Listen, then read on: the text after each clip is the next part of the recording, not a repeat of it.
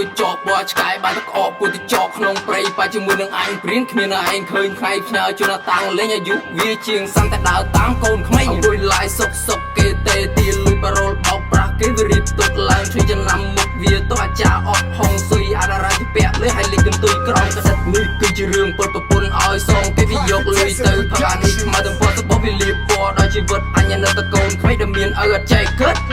អញចាក់កបួចកចាប់ឲ្យដំពងក្តោចង់លូកមកជាមួយនឹងពូកាសណូអាតាំងលេងវាទំនេរខ្លាំងពេកមកឲ្យអញជេរលេងក្បាលវាឡើងក៏ចាស់សក់បាសដោយអ្នកលេងជក់ថ្នាំខ្លាំងពេកឥឡូវទៅជឹងវែងដល់ពេលវាបាយមកចោតគេមកចោតឯងមនុស្សបកែមានខ្លួនព្រោះតែគូវាកើតស្រែងជូនសអឯងសោកពេលដែលចេញពីទីនេះទៅឡានបោកពេលដែលចេញពីពេទ្យវិញមកត្រូវជាប់គុកអាមនុស្សឈាមឆ្កែវាបកែតែយកមក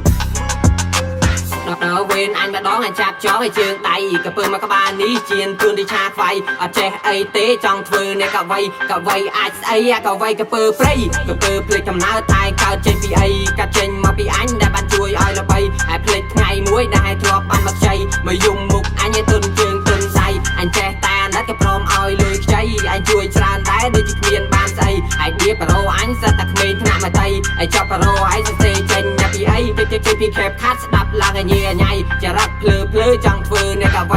វីអាចស្អីក្របីព្យួរដីកវីអាចស្អីក្របីព្យួរដីហើយចង់ចាំឲ្យច្បាស់ថារូបអញជាអ្នកណាត្រឹមជាកូនសិស្សចង់មកប៉ះឲ្យគ្រូតាហើយគិតឲ្យច្បាស់ទៅមើលថាអ្នកណាជួយអ្នកណាកុំដើរនិយាយភ្លើថាជួយអញអាស្វាបើរឿងមិនច្បាស់ហែងកុំអ្នកបដិទ្ធបើរឿងមិនពិតតែងកុំដើរនិយាយប្រយ័ត្នតែអញលឿនដាក់ម៉ាំងដេកដីហើយជួយ